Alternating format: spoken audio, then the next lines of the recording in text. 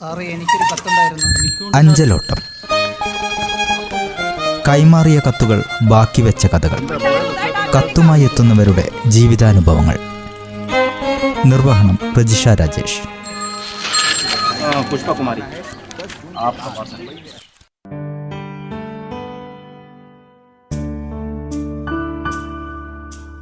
നമസ്കാരം. എല്ലാ പ്രിയ ശ്രോതാക്കൾക്കും അഞ്ചലോട്ടത്തിലേക്ക് സ്വാഗതം. അഞ്ചലോട്ടത്തിന്റെ ആ പഴയ സ്മരണകളിലേക്ക് നമ്മെ കൂട്ടിക്കൊണ്ടുപോകാൻ ഇന്ന് നമ്മോടൊപ്പമുള്ളത് വരയാലിൽ നീണ്ട 34 വർഷം തപാൽ സേവനം അനുഷ്ഠിച്ച് തുടർന്ന് തലശ്ശേരിയിൽ നിന്ന് വിരമിച്ച വിനോദ് കുമാർ ആണ്. വരയാലിന്റെ സ്പന്ദനങ്ങളും അവിടുത്തെ മനുഷ്യരുടെ ജീവിതവും കത്തുകളിലൂടെ തൊട്ടറിഞ്ഞ അദ്ദേഹത്തിന്റെ ഓർമ്മകളിലൂടെ നമുക്കിന്ന് സഞ്ചരിക്കാം. നമസ്കാരം. ഏറെ സ്നേഹത്തോടെ റേഡിയോ മാറ്റ്ലിയുടെ അഞ്ചലോട്ടം എന്ന പരിപാടിയിലേക്ക് സ്വാഗതം ചെയ്യുകയാണ്. ഞങ്ങളുടെ ശ്രോതാക്കൾക്ക് വേണ്ടി ഒന്ന് പരിചയപ്പെടുത്താമോ? പേര്, സ്ഥലം എവിടെയാണ്? പേര് വിനോദ് കുമാർ, മാനന്തവാടി താലൂക്ക്, വരയാൽ എന്ന് പറയുന്ന സ്ഥലം. ആഹാ. ഏത് വർഷത്തിലാണ് ചേട്ടൻ പോസ്റ്റൽ വകുപ്പിൽ ജോലിയിൽ പ്രവേശിക്കുന്നത്? ഞാൻ 30/1/81 മാനന്തവാടി സബ് പോസ്റ്റ് ഓഫീസിന്റെ കീഴിലുള്ള വരയാൽ ബ്രാഞ്ച് പോസ്റ്റ് ഓഫീസിലാണ് ആദ്യമായി പോസ്റ്റ് ചെയ്തത്. ആഹാ. ആ സമയത്തെ ഇഷ്ടപ്പെട്ട് തെരഞ്ഞെടുത്ത ഒരു ജോലിയാണോ, അതോ ഒരു എല്ലാവരും പോകുന്നത് പോലെ എന്തെങ്കിലും ഒരു തൊഴിൽ എന്ന രീതിയിൽ പോയതായിരുന്നോ? അല്ല, അത് ഞാൻ SLC കഴിഞ്ഞ ഒരു വർക്ക്ഷോപ്പിലായിരുന്നു പോയി പഠിച്ചത്. അവിടെ നിന്ന് എൻ്റെ ഒരു കൂട്ടുകാരൻ ഇങ്ങനെ വന്നിട്ട് ഇങ്ങനെ പറഞ്ഞു, ഇങ്ങനെ നമ്മുടെ പോസ്റ്റ് ഓഫീസിൽ ഒരു ഒഴിവുണ്ട്, നീ കൊടുക്കണം എന്ന് പറഞ്ഞപ്പോ ഞാൻ ആദ്യം സമ്മതിച്ചില്ല. എനിക്ക് ഇഷ്ടമില്ല, ഞാൻ ഇതിന് തന്നെ പോയിക്കോളാന്ന് പറഞ്ഞിട്ട് അവനെ മടക്കി അയച്ചു. അങ്ങനെ ഇവിടെ ഉണ്ടായിരുന്നൊരു പോസ്റ്റ് ഓഫീസിലെ വേറൊരാള് അയാളോട് തന്നെ ഇങ്ങനെ പറഞ്ഞു, ഞാനും അയാളും കൂട്ടുകാരാന്നുള്ളത് അയാൾക്ക് അറിയായിരുന്നു. നീ ഒന്ന് അവനോട് പറ, അവൻ SLC കഴിഞ്ഞ് നിൽക്കുന്നതല്ലേ, ഓൻ കൊടുത്താൽ എന്തായാലും കിട്ടും, അതുകൊണ്ട് ഓൻ്റെ അടുത്ത് കൊടുക്കാൻ പറയാന്ന് പറഞ്ഞിട്ട് അയാള് രണ്ടാമത് എൻ്റെ അടുത്ത് വന്നിട്ട് അങ്ങനെ നിർബന്ധിച്ച് കൊടുത്തതാണ്. അതെ, അങ്ങനെയാണ് കിട്ടിയത്. 81 വരയാൽ പോസ്റ്റ് ഓഫീസിൽ പോയപ്പോഴുള്ള ആ ഒരു ഓർമ്മയുണ്ടോ ആദ്യത്തെ ദിവസം? ആദ്യത്തെ ദിവസത്തെ ഇപ്പോഴും ഓർമ്മയുണ്ട്. അന്ന് അങ്ങനെ ജനങ്ങളുമായിട്ടൊന്നും ഒരു ബന്ധമില്ലായിരുന്നു. SLC കഴിഞ്ഞ് ഒരു 5-6 മാസം വർക്ക്ഷോപ്പ് പോയി നിന്ന്, അങ്ങനെ എനിക്ക് ഇവിടെ ഈ വരയാലിൽ ഞാൻ ജനിച്ചു വളർന്നതാണെങ്കിൽ എനിക്ക് അത്ര വലിയ പരിചയമൊന്നും ഇല്ലായിരുന്നു. പിന്നെ അങ്ങനെ ഒരു ദിവസം ഇങ്ങനെ പോസ്റ്റ് ഓഫീസിൽ പോയി, ഒരു ദിവസം ബീറ്റ് മുഴുവൻ ആ കാലത്ത് നടന്ന് ഞാൻ പോയി, ഒന്ന് എല്ലാവരെയും ഒന്ന് കാണാനും പരിചയപ്പെടാനൊക്കെ ആയിട്ട്. അതൊക്കെ ഇപ്പോഴും എനിക്ക് നല്ല ഓർമ്മയുണ്ട്. അങ്ങനെ ഒരു 3-4 മണി വരെ നടന്നു കഴിഞ്ഞ് അവിടെ വരയാലിൽ തന്നെ എത്തി. അങ്ങനെയൊക്കെ ഓർമ്മയുണ്ട്. അങ്ങനെ അവിടെ ഇവിടെ എല്ലായിടത്തും പോയി എല്ലാവരെയും ഒന്ന് പരിചയപ്പെട്ട് വന്നു. വരയാൽ പോസ്റ്റ് ഓഫീസിൽ തന്നെയായിരുന്നോ പിന്നെ ജോലി ചെയ്തത്? അല്ല, വരയാൽ പോസ്റ്റ് ഓഫീസിൽ 34 വർഷം സർവീസ് ചെയ്ത് കഴിഞ്ഞിട്ട് പ്രൊമോഷൻ കിട്ടി തലശ്ശേരി ഹെഡ് പോസ്റ്റ് ഓഫീസിലേക്ക് പോയി.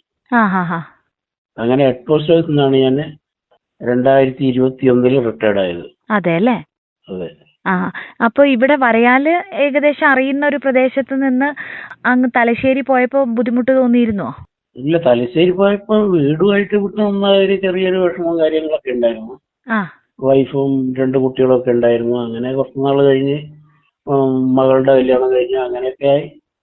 പിന്നെ അങ്ങനെ പൊരുത്തപ്പെട്ടു പോയി. വരയാലിലുള്ള പിന്നീട് വരയാലിൽ 34 വർഷം നിന്നപ്പോഴേക്കും ജനങ്ങളുമായിട്ട് നല്ല ബന്ധമായി. എല്ലാ കാര്യത്തിനും ജനങ്ങളുമായിട്ട് ഇടപെടാൻ തുടങ്ങി. അങ്ങനെ വരയാലില് വേണ്ടപ്പെട്ട ഒരാളായി തന്നെ മാറി ഞാൻ. എനിക്ക് ഒരു വലിയൊരു യാത്രയപ്പൊക്കെ തന്ന് തലശ്ശേരിക്ക് പോയപ്പോ വരയാലിലെ നാട്ടുകാർ അത്രയും നല്ല നാട്ടുകാരായിരുന്നു. വിനോദേട്ടന്റെ വീടും വരയാല് തന്നെയാണോ? വരയാലില് കാപ്പാട്ടുമല എന്ന് പറയുന്ന ഒരു സ്ഥലമാണ്. അപ്പൊ അവിടെ കാപ്പാട്ടുമല വേറൊരു പോസ്റ്റ് ഓഫീസിന് വന്നു. വരയാൽ ഏരിയ 2ആയി തിരിച്ചിട്ട് വേറൊരു പോസ്റ്റ് ഓഫീസും വന്നു. അത്രയും വലിയ ഏരിയയിലായിരുന്നു ഞാൻ ആദ്യം വർക്ക് ചെയ്തുകൊണ്ടിരുന്നത് അല്ലേ? അതെ. അപ്പൊ ആദ്യമേ അറിയുന്ന ഒരു സ്ഥലത്ത് ജോലി കിട്ടിയപ്പോ അതിന്റെ ഒരു ഗുണം ഉണ്ടായിരുന്നോ? ആളുകളെയൊക്കെ അറിയാം. ഉണ്ടായിരുന്നു, വലിയ ഗുണം ഉണ്ടായിരുന്നു. നാട്ടുകാർ വളരെ അധികം നല്ല സഹകരണവും നല്ല പെരുമാറ്റമായിരുന്നു. അപ്പൊ ഇത്രയും വർഷങ്ങൾ ചേട്ടൻ 34 വർഷം അവിടെ ജോലി ചെയ്യുമ്പോഴും നടന്നു തന്നെയായിരുന്നോ പോയിരുന്നേ? അല്ല, അവസാന ഘട്ടമായപ്പോ കുറച്ച് കഴിഞ്ഞപ്പോ ഞാനൊരു സൈക്കിൾ എടുത്ത് വാങ്ങി, അത് കഴിഞ്ഞൊരു ബൈക്കാക്കി, അങ്ങനെയൊക്കെയാണ് സർവീസ് ചെയ്തത്. ജോലിയിൽ പ്രവേശിച്ചിരുന്ന ആദ്യത്തെ സമയങ്ങളിലെ നേരിട്ടിട്ടുണ്ടായിരുന്ന പ്രധാനപ്പെട്ട വെല്ലുവിളികൾ എന്തൊക്കെയായിരുന്നു? വെല്ലുവിളികൾ എന്ന് പറഞ്ഞാല് ഇങ്ങനെ സാമ്പത്തികമായിട്ട് വളരെയേറെ വെല്ലുവിളികളൊക്കെ ഉണ്ടായിരുന്നു. ഈ പോസ്റ്റ് ഓഫീസിലെ ജീവനക്കാർക്ക് വളരെ ചെറിയ വരുമാനമല്ലേ അക്കാലത്ത് ഉണ്ടായിരുന്നുള്ളൂ. ആ ഒരു വിഷമം കാര്യം ഉണ്ടായിരുന്നു. പിന്നെ വീട്ടിലെ ചുറ്റുപാടുകളൊന്നും അതങ്ങനെ ബാധിച്ചിട്ടില്ല. പിന്നെ നാട്ടുകാരുടെ, ഞാൻ പറഞ്ഞില്ല, സഹകരണം. നാട്ടുകാർ എല്ലാ വിധത്തിലും സഹകരിച്ചിട്ടുണ്ട്. ഈ വരയാല് എന്ന് പറയുന്ന ഒരു പ്രദേശം എന്ന് പറയുമ്പോൾ അവിടെ വനപ്രദേശം പോലെ തന്നെയല്ലേ? അപ്പൊ വന്യമൃഗങ്ങളുടെ ശല്യം അങ്ങനെ എന്തെങ്കിലും ഉണ്ടായിരുന്നോ ആ സമയത്ത്? അക്കാലത്ത് വന്യമൃഗങ്ങളൊന്നുമില്ല. ഇപ്പോഴാണ് വന്യമൃഗങ്ങളൊക്കെ ആയത്. അതെ അല്ലേ? ആ 81 കാലഘട്ടങ്ങളിലൊക്കെ വളരെയേറെ നല്ലൊരു പ്രദേശമായിരുന്നു. രാത്രി കാലങ്ങളിലും നമുക്ക് നടന്ന് സഞ്ചരിക്കായിരുന്നു. ഇപ്പോഴാണ് അതൊന്നും പറ്റൂലാത്ത. ഇപ്പൊ ഒരു 6 മണി 7 മണി 8 മണിയൊക്കെ ആയി കഴിഞ്ഞാൽ റോഡിലും ഒന്നും ആരും പോക്കില്ല. എല്ലാരും വീട്ടിൽ തന്നെ. കാട്ടിയുണ്ട്, കടുവയുണ്ട്, അങ്ങനെയുള്ള പ്രദേശം. അതുപോലെ ഈ മഴ വെയില് മാറി മാറി വരുന്ന കാലാവസ്ഥകളൊക്കെ ബുദ്ധിമുട്ടിച്ചിരുന്നോ കൊണ്ടുകൊടുക്കാൻ? കാലവർഷം ഭയങ്കര ബുദ്ധിമുട്ടായിരുന്നു ആ കാലങ്ങളിലൊക്കെ. വർഷകാലം എന്ന് പറഞ്ഞാല് നമുക്കതിപ്പോ ഓർക്കാൻ വരെ വയ്യ. ആ സമയത്തൊക്കെ എങ്ങനെ നമ്മൾ വർക്ക് ചെയ്തു എന്നുള്ളതെന്ന് അറിയില്ല. പിന്നെ ഈ ലെറ്ററുകളും അതും ഇതൊക്കെ അധികം താമസിക്കാൻ പാടില്ല. പിന്നെ ഡിപ്പാർട്ട്മെന്റ് മേലുദ്യോഗസ്ഥന്മാര് വന്ന് നമ്മളെ ചെക്ക് ചെയ്യുക, അങ്ങനെയുള്ള ഇതൊക്കെ കൊണ്ട് നമ്മൾ വളരെ നല്ല രീതിയിൽ തന്നെ പ്രവർത്തിച്ച് ഒരു റിമാർക്കും ഇതുവരെ ഉണ്ടായിട്ടില്ല. പല തരത്തിലുള്ള കത്തുകള്, പല പ്രദേശങ്ങളിലേക്കുള്ള കത്തുകളൊക്കെയാണല്ലോ നമ്മളുടെ കയ്യിലേക്ക് വരുന്നത്. അതെ അതെ. ഇതെല്ലാം ഒരു നിശ്ചിത സമയത്തിനുള്ളിൽ നമ്മൾ കൊണ്ടു കൊടുക്കണം. അങ്ങനെ ഈ ഒരു സർവീസിനിടയ്ക്ക് മറക്കാൻ കഴിയാത്ത, വളരെ സന്തോഷിപ്പിച്ചതോ വളരെ ബുദ്ധിമുട്ടിച്ചതോ വിഷമിപ്പിച്ചതോ ആയ ഒരു കത്ത് കൊണ്ടു കൊടുത്ത അനുഭവമോ അതുമായി ബന്ധപ്പെട്ട എന്തെങ്കിലും ഓർമ്മയുണ്ടോ?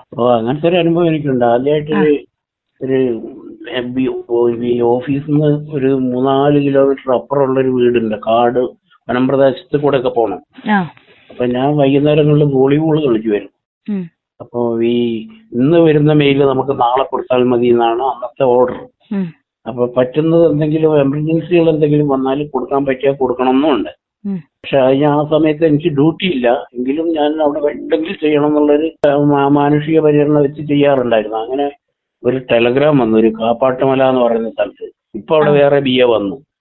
അവിടുത്തെ ഒരു ചേട്ടന്, ആ ചേട്ടന്റെ ജ്യേഷ്ഠൻ പെരുമ്പാവൂരിൽ നിന്ന് മരണപ്പെട്ട ഒരു കമ്പിയായിരുന്നു, ടെലഗ്രാമായിരുന്നു. അന്ന് ടെലഗ്രാം ഉണ്ടല്ലോ. അങ്ങനെ അത് കൊണ്ടുകൊടുക്കുക. എനിക്ക് ഈ വീടും അറിയില്ല, ഞാൻ പോസ്റ്റ് ചെയ്ത സമയമായിട്ട്. പിന്നെ ഞാൻ അവിടെ ഉള്ളവരോടൊക്കെ ഇങ്ങനെ ചോദിച്ചു പിടിച്ച്, എന്റെ ഒരു സുഹൃത്തുണ്ടായിരുന്നു, അയാളിപ്പോ ഗൾഫിലാണ്, ഒരു അബ്ബാസ് എന്ന് പറഞ്ഞിട്ട്. അവനും ഞാനും കൂടെ പോയി. ഇങ്ങനെ അങ്ങോട്ട് പോകുമ്പോ നല്ല വെട്ടമൊക്കെ ഉണ്ടായിരുന്നു. ആ വീട്ടിൽ കയറി ആ വീട്ടിൽ ചെന്ന് നോക്കുമ്പോ ചെറിയ ചെറിയ മക്കൾ, ഇപ്പൊ ആ മക്കളൊക്കെ വലുതായി കടയൊക്കെ ആയിട്ട് കഴിയുന്നു. ആ ചേട്ടൻ മരിച്ചുപോയി. ആ ചേട്ടന് ഈ കമ്പി കൊടുത്തപ്പോ, ഈ കമ്പി കൊടുക്കുമ്പോ ഇങ്ങനെ ഈ മരണവാർത്തയൊക്കെ ഉണ്ടെങ്കിൽ പെട്ടെന്ന് പറയരുത് എന്നൊക്കെ പറഞ്ഞ് നമുക്ക് തരുമായിരുന്നു. അങ്ങനെ ഞാൻ എന്നെ കണ്ടിട്ടുണ്ടെ ഇങ്ങനെ പോസ്റ്റ്മാനാന്നൊക്കെ പറഞ്ഞ്, എന്താ മോനെ ഈ രാത്രി വന്നേന്ന് ചോദിച്ചു. പറഞ്ഞില്ല, ഞാനിങ്ങനെ വെറുതെ ഇങ്ങനെ സ്ഥലമൊക്കെ നോക്കി വന്നേന്ന് പറഞ്ഞു. ആ ചേട്ടന്റെ വീട്ടിൽ നിന്ന് അവര് ഭക്ഷണം കഴിച്ചുകൊണ്ടൊക്കെ, കപ്പ പുഴുങ്ങിയതും മീൻകറി, അതൊക്കെ എനിക്ക് ഇപ്പോഴും ഓർമ്മയുണ്ട്. അങ്ങനെ ആ ചേട്ടൻ ഇത് കഴിച്ചു കഴിഞ്ഞ്, അന്നെന്തായാലും പോകാൻ പറ്റില്ല, അന്ന് ബസ്സൊന്നുമില്ല. പിന്നെ റോഡിലേക്ക് വരണമെങ്കിൽ 3-4 കിലോമീറ്റർ ഉണ്ട്. അപ്പൊ ഞാൻ പറഞ്ഞിങ്ങനെ ചേട്ടന്റെ വീട് എവിടെ, അങ്ങനെ എങ്ങനെയാന്നൊക്കെ ചോദിച്ചപ്പോ ചേട്ടനുണ്ടല്ലേ, ചേട്ടനെന്നൊക്കെ ചോദിച്ചാറുണ്ടെന്നൊക്കെ പറഞ്ഞു. ഇങ്ങനെ കാര്യം ഞാൻ പറഞ്ഞു. കാര്യം പറഞ്ഞിട്ട് പറഞ്ഞു, നാളെ രാവിലെ പോയിക്കോ, ഇനിയിപ്പോ എന്തായാലും പോകാൻ പറ്റില്ലോ. അങ്ങനെ ആ ചേട്ടൻ രാവിലെ പോയി. ഈ കുട്ടികളെയും ഭാര്യനെയൊന്നും കൊണ്ടാട്ടി ചേട്ടൻ പോയി. ഈ ചേട്ടൻ ചെല്ലുന്നവരവരവിടെ വെച്ച് അങ്ങനെ അതെല്ലാം കഴിഞ്ഞ് വന്നു കഴിഞ്ഞിട്ട് ഒരു ദിവസം ഞാനിങ്ങനെ ബോൾ കളിച്ചു കൊണ്ടിരിക്കുമ്പോ ഈ ചേട്ടൻ റോട്ടിൽ നിൽക്കുന്നുണ്ട്, കളിയാണ്. കളിയെല്ലാം കഴിഞ്ഞ് ഞാൻ റോട്ടിൽ കയറി വന്നപ്പോ എനിക്ക് ആദ്യമായിട്ട് അയാൾ 25 രൂപ, അന്നത്തെ 25 രൂപ എനിക്ക് അതൊരു മത്തൻ ചേട്ടൻ എന്ന് പറഞ്ഞിട്ട് ചേട്ടനാണ്, നെടിയകാലായി എന്ന് പറഞ്ഞിട്ട്. ആ ചേട്ടന് ഈ ഇട മരിച്ചു. അങ്ങനെ അതാ അനുഭവം എനിക്ക് ഇപ്പോഴും ഓർമ്മയുണ്ട്. ചേട്ടൻ പറഞ്ഞു, ഞാൻ പോയി ചേട്ടനെ കണ്ട്, അങ്ങനെ മോൻ അന്ന് രാത്രി തന്നെ വന്നത് എനിക്ക് സന്തോഷമുണ്ട് എന്നൊക്കെ പറഞ്ഞു. അങ്ങനെ 25 രൂപ എനിക്ക് തന്നു. ഞാൻ പറഞ്ഞു വേണ്ടെന്ന് പറഞ്ഞിട്ട് അയാൾ എന്റെ പോക്കറ്റിൽ ഇട്ട് തന്നു. നമ്മളത് പറഞ്ഞ രീതി കൂടി അവരെ സ്വാധീനിച്ചിട്ടുണ്ടാവും അല്ലേ? എന്താ അങ്ങനെ ആയിരിക്കും. ഞാൻ പിന്നെ നല്ല ചേട്ടനായിരുന്നു. ഈയിടെ അയാളും മരിച്ചുപോയി. അതുപോലെ പണ്ട് വിദേശത്ത് നിന്നൊക്കെ ഒരുപാട് കത്തുകൾ വരുമല്ലോ, രജിസ്ട്രേഡുകൾ വരും, മണി ഓർഡറുകൾ വരും. അപ്പൊ ഈ എല്ലാവർക്കും ഇതിങ്ങനെ തുറന്ന് വായിക്കാൻ അറിയണമെന്നില്ലല്ലോ. ഇന്നിപ്പോ എല്ലാവർക്കും വായിക്കാൻ അറിയുമായിരിക്കും, അന്നൊക്കെ വായിക്കാൻ അറിയാത്തവരുണ്ടാവുമല്ലോ. അപ്പൊ ആരുടെയെങ്കിലും ഒക്കെ കത്തുകൾ വായിച്ചു കൊടുത്ത ഓർമ്മ അനുഭവം വായിച്ചു കൊടുത്തിട്ടുണ്ട്. അത് അധികം ഈ സ്ത്രീകളൊക്കെ ഉണ്ട് അന്നത്തെ. അവർക്കൊക്കെ വരുന്ന ലെറ്ററുകൾ അവരിങ്ങനെ ഒന്ന് പറയുന്നത് വായിച്ചുകൊണ്ട് എന്ന് പറയുമ്പോൾ ഞാൻ പറയും അത് വേണ്ട നിങ്ങൾ വായിച്ചോന്നൊക്കെ പറഞ്ഞാൽ എനിക്കറിയില്ല, ഞാൻ ഭർത്താവിനോട് പറഞ്ഞിട്ടുണ്ട് എന്നൊക്കെ പറയുമായിരുന്നു. അങ്ങനെ ഞാൻ വായിച്ചു കൊടുത്തിട്ടൊക്കെ ഉണ്ട്. അങ്ങനെ ടെലഗ്രാമുകൾ ഒരുപാട് സ്ഥലത്തേക്ക് കൊണ്ടു കൊടുക്കേണ്ടതായിട്ട് വന്നിട്ടുണ്ടോ? അറിയിപ്പ് ഉണ്ട്, കുറെ വന്നിട്ടുണ്ട്. ഇത് ആദ്യത്തേതായതുകൊണ്ട് എനിക്ക് എന്റെ ഓർമ്മയിൽ ഇപ്പോഴും ഉണ്ട് അത്. അല്ലേ? പിന്നീട് ഇഷ്ടം പോലെ വന്നിട്ടുണ്ട്. ഇപ്പോ 81 തുടങ്ങി 2000 ചേട്ടൻ ജോലി ചെയ്തു. അപ്പോ കുറെ ഇന്റർനെറ്റിലേക്കും മൊബൈലിലേക്കും ഒക്കെ നമ്മള് വിവരസാങ്കേതിക വിദ്യയിലേക്ക് കൂടുതൽ മാറിയപ്പോ തപാൽ വകുപ്പിൽ വന്ന ഒരു പ്രധാനപ്പെട്ട മാറ്റം എന്താണ് ചേട്ടന് തോന്നിയിട്ടുള്ളത്? തപാൽ വകുപ്പിൽ വന്നത് ഈ കമ്പ്യൂട്ടറേഷൻ വന്നില്ലേ, അതിനെതിരായിട്ട് പണ്ട് സമരം ചെയ്ത ആൾക്കാരാണ് ഞങ്ങൾ. എന്നാൽ തൽക്കാലം അവസാന ഘട്ടങ്ങളിൽ അത് അനുകൂലിക്കേണ്ടിയും വന്നിട്ടുണ്ട്. അങ്ങനെ ഇന്റർനെറ്റും ഇതൊക്കെ വന്ന ഉടനെ പരിപാടികളെല്ലാം വേഗം തന്നെ നടക്കുന്നുണ്ട്. ഇപ്പൊ തന്നെ ഒരു ഡ്രൈവിംഗ് ലൈസൻസോ ഒരു എന്തെങ്കിലും ഒരു പേപ്പർ അവിടെ നിന്ന് അവർ ബുക്ക് ചെയ്യുകയാണെങ്കിൽ അന്നേരം തന്നെ ഈ പാർട്ടിക്ക് മെസ്സേജ് വരും. അപ്പൊ നമ്മുടെ ഓഫീസിൽ എത്തുന്നതിന് മുമ്പ് തന്നെ അവർ നമ്മളോട് ചോദിക്കാൻ തുടങ്ങും, അല്ല എനിക്കിങ്ങനെ ഒരെണ്ണം വരാണ്ടല്ലോ, വന്നിട്ടുണ്ടോ. അപ്പൊ അത്ര എളുപ്പത്തിലായി കാര്യങ്ങൾ. ഈ ടെലഗ്രാം മാത്രമല്ല ഇങ്ങനെ അർജന്റായിട്ട് വരുള്ളൂ. ബാക്കി ലെറ്ററുകളൊക്കെ ആഴ്ചകൾ കഴിഞ്ഞിട്ടൊക്കെ ആയിരുന്നു എത്തുക. അതുപോലെ ഇന്നത്തെ ഒരു തലമുറയ്ക്ക് ഈ പോസ്റ്റൽ മേഖലയിലെ സേവനങ്ങളെ കുറിച്ചൊന്നും വേണ്ട വിധത്തിൽ അറിയില്ല, അവരത് ഉപയോഗപ്പെടുത്തുന്നില്ല എന്നെപ്പോഴെങ്കിലും തോന്നിയിട്ടുണ്ടോ? അത് തോന്നിയിട്ടുണ്ട്. ഇപ്പോഴുള്ള ഈ കുട്ടികളൊക്കെ എന്ന് പറഞ്ഞാൽ എല്ലാവരും നല്ല സാങ്കേതിക വിദഗ്ധരും വിദ്യാഭ്യാസ യോഗ്യതയുള്ളവരൊക്കെ അല്ലേ. അവർക്ക് എന്തെങ്കിലും ഒരു ജോലി കിട്ടണം എന്നുള്ളൊരു താല്പര്യത്തിൽ കയറുകയും പിന്നീട് ഇതിന്റെ വിഷമങ്ങൾ അറിയുമ്പോൾ അവർ രാജിവെച്ചു പോവുകയും ചെയ്യുന്ന ഒരു പ്രവണത എപ്പോഴുള്ളത്. ജോലിക്ക് കിട്ടിക്കഴിഞ്ഞു കഴിയുമ്പോൾ ഇതിന്റെ വിഷമങ്ങളും ഇതിന്റെ ബുദ്ധിമുട്ടുകളും മനസ്സിലാകുമ്പോൾ അവര് പിന്നീട് റിസൈൻ ചെയ്ത് പോവുകയാണ്. ഇപ്പൊ ഒരു ജോലി കിട്ടിക്കഴിഞ്ഞാൽ അതിൽ തന്നെ തുടർന്നു നിൽക്കും. ഈ ജോലിയിൽ നിന്ന് വിരമിച്ചതിന് ശേഷേ പണ്ടുപോയ റൂട്ടിലെ ആളുകളെയൊക്കെ ഇപ്പോഴും കാണാറൊക്കെ ഉണ്ടോ? ഉണ്ട്, കാണാറുണ്ട്. മിക്ക വീടുകളിലും പോകാറുണ്ട്. അവർക്ക് നല്ല സഹകരണം തന്നെയാണ്. അന്നും അവര് പറയും, നീ പോയതിനു ശേഷം വളരെ മോശമായിരുന്നു ഇവിടെ, എനിക്ക് ശേഷം വന്നവരൊക്കെ അങ്ങനെ ഇങ്ങനെയാന്നൊക്കെ പറഞ്ഞിട്ടുണ്ട്. അപ്പൊ അത് ഞാൻ പറയാം, അവർക്കൊന്നും അത്ര പരിചയമില്ലാത്തതുകൊണ്ടാണ്. പിന്നെ പുതിയ ആൾക്കാരല്ലേ അങ്ങനെ ഇങ്ങനെയാന്നെല്ലാം പറഞ്ഞു അവരോട് പറയും. മറ്റവര് പോസ്റ്റർമാരോട് പറയും, അങ്ങനെ പറയുന്നുണ്ട്, അവിടുന്ന് പറയുന്നുണ്ട്, ഇവിടുന്ന് പറയുന്നുണ്ട് എന്നൊക്കെ അവർക്കും പറഞ്ഞോളൂ. അപ്പോ 34 വർഷം ചെയ്തിട്ട് തലശ്ശേരിക്ക് പോയി എന്ന് പറഞ്ഞല്ലോ.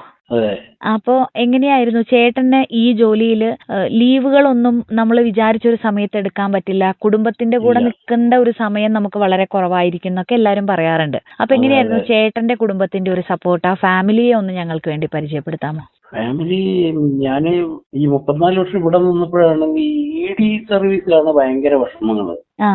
ഡിപ്പാർട്ട്മെന്റിൽ ആയിക്കഴിഞ്ഞാൽ അത്ര വിഷമങ്ങളൊന്നുമില്ല. അന്നേരം സർക്കാർ അനുവദിച്ച ലീവുകളും കാര്യങ്ങളൊക്കെ ഉണ്ടാവും.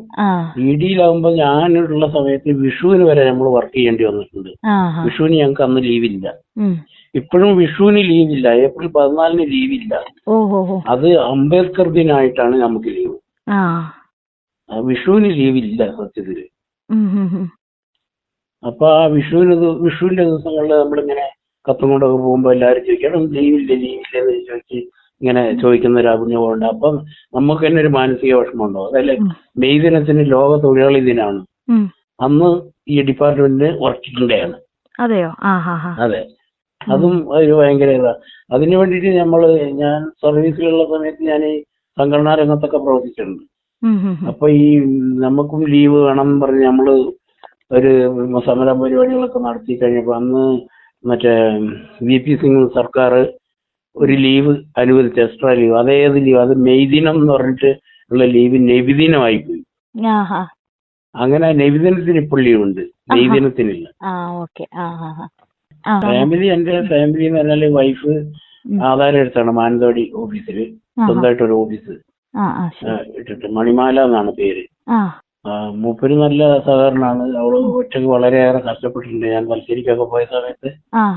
പിന്നെ 2 മക്കള്, മോള് കോഴിക്കോട് കെട്ടിച്ചു, മകനിപ്പോ കോഴിക്കോട് നിന്ന് പെണ്ണ് കെട്ടി, ഒരു കുട്ടിയുണ്ട്. ആ കുട്ടീനെയാണ് ഞാനിപ്പോ നോക്കിക്കൊണ്ടിരുന്നത്. ചെറിയ കുട്ടിയാ, 28 ആകുമ്പോ അവൾക്ക് ജന്മദിനാണ് അവളുടെ.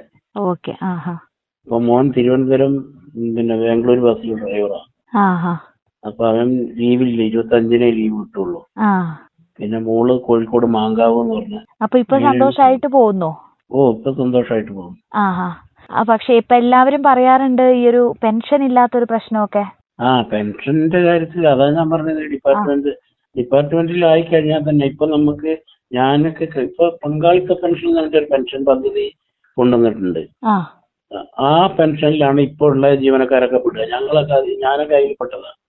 അതെന്ന് പറഞ്ഞാല് നമ്മളുടെ ഒരു വിഹിതം 40% പിടിക്കും സർക്കാർ, പിന്നെ 40% സർക്കാർ 40%, പിന്നെ ഒരു പ്രൈവറ്റ് കമ്പനിയിലാണ് ഇത് ഡെപ്പോസിറ്റ് ചെയ്യുക.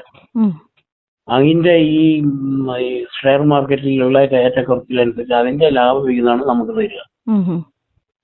അപ്പൊ അതെന്ന് പറഞ്ഞാല് വളരെ കുറഞ്ഞ സർവീസ് അനുസരിച്ച്. അപ്പൊ ഞങ്ങളൊക്കെ ഇവിടുന്ന് ഈ 34 വർഷം സർവീസും കഴിഞ്ഞ് അവിടെ ചെല്ലുമ്പോഴേക്കും ഞങ്ങൾക്ക് ഈ 10 കൊല്ലം മിനിമം 10 കൊല്ലം വേണം. ആർക്കും 10 കൊല്ലം കിട്ടിയിട്ടില്ല. അപ്പൊ ഞങ്ങൾക്കൊക്കെ ഈ 1000 താഴെ 1200 റുപ്യയിൽ താഴെയുള്ള പെൻഷനേ ഉള്ളൂ ഇപ്പൊ. അതുകൊണ്ട് നമുക്ക് വേറൊരു പെൻഷനും സർക്കാരിന്റെ വേറൊരു ആനുകൂല്യങ്ങൾ കിട്ടുകയില്ല അല്ലെ. അങ്ങനെ ഭയങ്കര ഒരു വിഷമമുള്ള ഇതാണ്. പിന്നെ ഇഡിക്കാരുടെ കാര്യം പറയുകയാണെങ്കിൽ അതിനും ഭയങ്കര കഷ്ടമാണ്. അവരിപ്പോ ഈ 1-2 പേര് എന്റെ കൂടെ ഇഡിയിൽ ഉണ്ടായിരുന്ന ഒരു സർവീസ് റിട്ടയർഡ് ആയപ്പോ അവർക്ക് 200 റുപ്യാണ് പെൻഷൻ ഈ ഷെയർ മാർക്കറ്റിൽ നിന്ന്. അപ്പൊ അതിനൊക്കെ ഒരു മാറ്റം വന്നിട്ടില്ലെങ്കിൽ ഈ സമൂഹത്തിൽ ജീവിച്ചു പോകാൻ ഭയങ്കര പാടായി. എന്തെങ്കിലുമൊക്കെ മാറ്റങ്ങൾ ഉണ്ടാകുമെന്ന് നമുക്ക് പ്രതീക്ഷിക്കാം. അതെ, ആ പ്രതീക്ഷയുള്ളൂ. ശരി, അപ്പോ വിനോദേട്ട ഒരുപാട് കാര്യങ്ങൾ കുറഞ്ഞ സമയത്തിനുള്ളിൽ നമ്മളുമായിട്ട് പങ്കുവച്ചു. ഒരുപാട് സന്തോഷം. വിശ്രമ ജീവിതത്തിലേറെ നന്മകൾ ഉണ്ടാകട്ടെ എന്ന് ആശംസിക്കുകയാണ് ഏറെ സ്നേഹത്തോടെ. Okay, thank. വരയാൽ സ്വദേശി വിനോദ് കുമാർ പങ്കുവച്ച ഈ അനുഭവങ്ങൾ വെറുമൊരു ഓർമ്മപ്പെടുത്തൽ മാത്രമല്ല, മറിച്ച് മനുഷ്യർ തമ്മിൽ പുലർത്തിയിരുന്ന ആഴത്തിലുള്ള സ്നേഹബന്ധത്തിന്റെ നേർചിത്രം കൂടിയാണ്. സാങ്കേതികവിദ്യ എത്ര വളർന്നാലും ഈ സ്നേഹത്തിനും കാത്തിരിപ്പിന്റെ സുഖത്തിനും പകരം വയ്ക്കാൻ മറ്റൊന്നിനും കഴിയില്ല എന്ന് ഈ വാക്കുകൾ നമ്മെ ഓർമ്മിപ്പിച്ചു. ഇന്ന് അഞ്ചലോട്ടത്തിൽ ഓർമ്മകൾ പങ്കുവച്ചത് വരയാൽ സ്വദേശി വിനോദ് കുമാർ ആയിരുന്നു. മറ്റൊരു പോസ്റ്റ്മാന്റെ വിശേഷങ്ങളുമായി അടുത്തയാഴ്ച വീണ്ടുമെത്താം. നന്ദി, നമസ്കാരം. അഞ്ചലോട്ടം. കൈമാറിയ കത്തുകൾ ബാക്കി വെച്ച കഥകൾ. കത്തുമായി എത്തുന്നവരുടെ ജീവിതാനുഭവങ്ങൾ. നിർവഹണം പ്രജിഷ രാജേഷ്. പുഷ്പകുമാരി.